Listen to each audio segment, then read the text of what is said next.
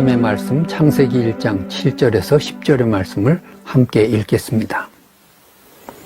하나님이 궁창을 만드사 궁창 아래의 물과 궁창 위의 물로 나뉘게 하시니 그대로 되니라. 하나님이 궁창을 하늘이라 부르시니라. 저녁이 되고 아침이 되니 이는 둘째 날이니라. 하나님이 이르시되 천하의 물이 한 곳으로 모이고 묻이 드러나라 하시니 그대로 되니라. 하나님이 묻을 땅이라 부르시고 모인 물을 바다라 부르시니 하나님이 보시기에 좋았더라. 하나님께서는 매일의 창조 사역을 마친 다음에 보시기에 좋았더라, 이렇게 긍정의 말씀을 하셨습니다. 첫째 날 빛을 만드신 다음에도 보시기에 좋았더라, 긍정하셨습니다. 그런데 특이하게도 둘째 날 하늘, 즉 궁창을 만드신 다음에는 보시기에 좋았더라는 말씀이 없습니다. 이 말씀이 8절에 있어야 되는데 10절로 미루어져서 보시기에 좋았더라가 나옵니다. 하늘만 만드신 다음에는 보시기에 좋았더라라고 하지 않으시고 하늘 다음에 땅과 바다까지 다 만드신 다음에야 비로소 보시기에 좋았더라, 이렇게 표현하신 것입니다. 이것을 우리가 잘 이해하고 깨달아야 하겠습니다. 하나님의 창조 사역에는 수직적 창조와 수평적 창조가 만나고 있습니다. 물을 상하로 나누니까 하늘이 생겼습니다. 그리고 좌우로 나누니까 땅이 생기고 바다가 생겼습니다. 수직적 창조와 수평적 창조를 다 이루신 다음에 비로소 긍정하셨습니다. 좋다. 여러분, 이것이 무엇을 의미하겠습니까? 우리가 신앙생활 하는데 수직적인 관계와 수평적인 관계가 병행해서 조화를 이룰 때 아름답고 하나님이 긍정하시는 신앙인의 모습이 될 수 있다 하는 것입니다. 우리는 너무 하나님만 생각합니다. 하나님 앞에 충성한 걸로 끝났다고 생각합니다. 그런데 수평적인 이웃과의 관계는 소홀히 하고 있습니다. 이것은 아름다운 신앙인의 모습이 아닌 것입니다. 하나님께서 우리에게 요구하시는 것은 뭐겠습니까? 하나님 사랑하는 마음으로 이웃 사랑해라 하는 것입니다. 하나님 잘 섬기는 사람은 이웃이 보이고 민족이 보이고 세상이 보이고 그리고 자연이 보이는 것입니다. 주님께서도 청년이 찾아와서 율법 중에 큰 율법, 가장 중심되는 율법이 뭔가를 물었을 때 주님은 이렇게 말씀하십니다. 마음을 다하고 뜻을 다하고 힘을 다해서 하나님 사랑해봐라. 그리고 그 마음으로 이웃을 네 몸처럼 사랑해봐라. 이렇게 말씀하십니다. 수직적 신앙과 수평적 신앙이 조화를 이룰 때에 하나님이 긍정하시는 신앙이다, 이렇게 가르쳐 주시는 것입니다. 성경에 바리새인과 세리가 기도하는 장면이 나옵니다. 여러분, 바리새인은 하나님 앞에는 충성했습니다. 하나님의 율법대로 살았습니다.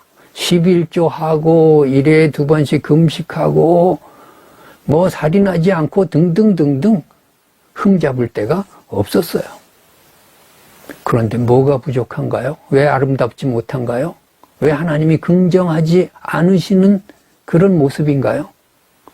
세리에 대해서 무시하잖아요. 세리를 천하게 여기잖아요. 세리에 대해서 사람 취급하지 않잖아요. 나 저 세리처럼 살지 않았습니다. 이게 신앙인의 입에서 나올 말인가요? 이렇게 믿으면 아름답지 못하다, 그 말입니다. 선한 사마리아인의 비유를 예수님이 왜 하셨을까요?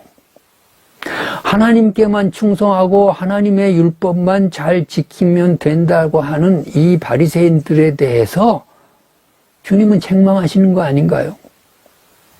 강도 만나 죽게 되었는데 제사장 레위인들이 그냥 지나쳐 갑니다.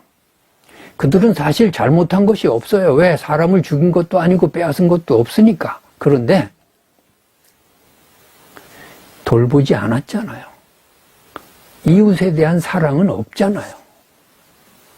선한 사마리아인이 왜 아름답게 보입니까? 이웃 사랑이 있잖아요. 예수님의 이 비유에 대한 마지막 결론의 말씀은 뭘까요? 가서 너도 이와 같이 하라.